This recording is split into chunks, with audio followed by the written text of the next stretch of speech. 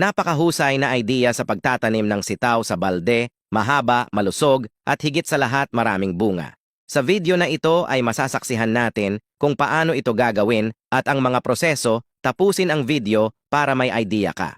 Ang unang gagawin ay kumuha ng balde na hindi na ginagamit at lagyan ito ng lupa.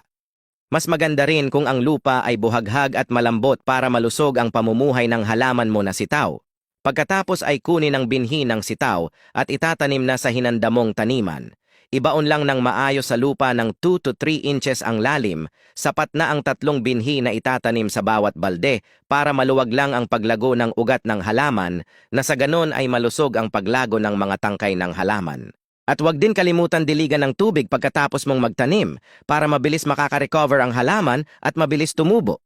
And after 16 days, ay ganito na kalaki ang mga halaman na sitaw, kaya sa ganitong gulang na ay sapat na ito para gumawa ng balag na magagapangan ng baging ng sitaw. Bahagyang itusok ang mga kawayan sa balde na magsilbing poste ng balag at depende na rin sa inyo kung ano ang forma na gagawin. Ang importante lang naman ay matibay ang pagkakagawa at hindi ito basta-basta matutumba. And after 40 days ay ganito na magiging resulta ng halaman na sitaw. Kung mapapansin nyo ay talagang mausbong na ito at nagkaroon ng mga bulaklak. Higit sa lahat ay meron na itong mga maliit na bunga na mausbong. And after 60 days ay ganito na kahusay ang resulta ng bunga ng sitaw. Ang mga bunga ay talagang malusog, mahaba, mausbong, makinis at higit sa lahat ay malusog.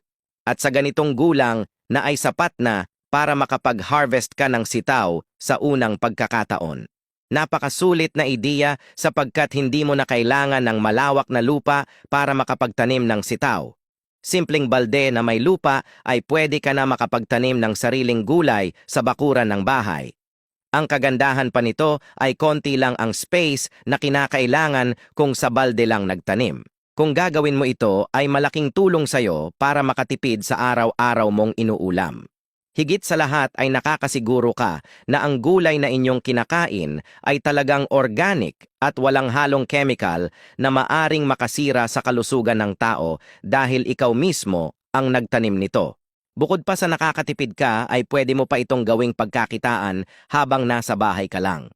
Alam mo naman sa panahon ngayon ay talagang mahal ang mga gulay sa merkado, kabilang na ang sitaw. Tanging puhunan mo lang naman ay sipag at tiyaga, nasa diskarte lang naman para kumita ng pera at makatipid sa mga bagay-bagay.